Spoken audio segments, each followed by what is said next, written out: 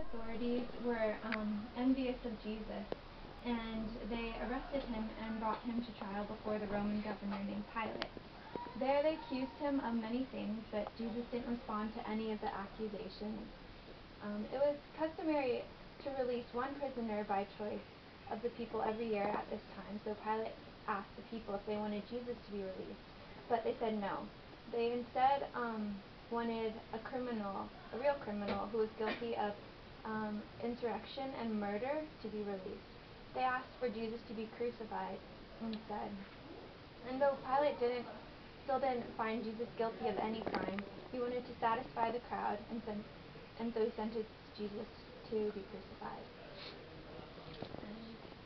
Okay, so basically at this point, like, Jesus was being kind of like condemned with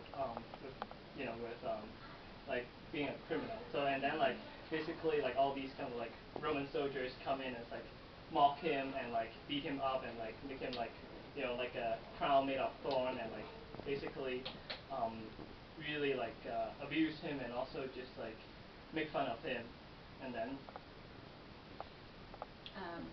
So there's this place named Golgotha that they're going to take Jesus to be crucified. And then there's a man that happens to be walking in the city named Simon the Cyrene, and they make him carry the cross for Jesus while he's walking there.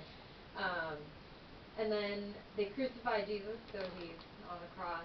And then they took apart his clothing and cast lots, which is like gambling for his clothes.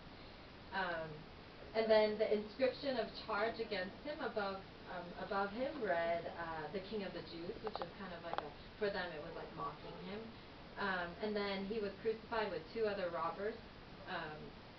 And then one of the robbers and many of the people passing by were saying, "Save yourself, you saved other people, and you say you could destroy the temple and raise it up in 3 days, save yourself." But so a couple hours later, Jesus cries, my God, why have you forsaken me?" And then he breathes his last and dies. Then the curtain of temple, and that wherever it was torn in two, and then from top to bottom. And then when evening came, this guy named Joseph of Arimathea went to ask for the body of Jesus. And then the Pilate,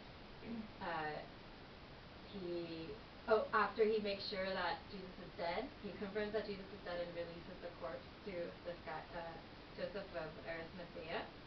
And then this Joseph guy wraps him up in a linen and then lays him in a tomb, rolls a stone over it, and then these two women, named Mary, and then another one named Mary of Joseph, saw where he was laid.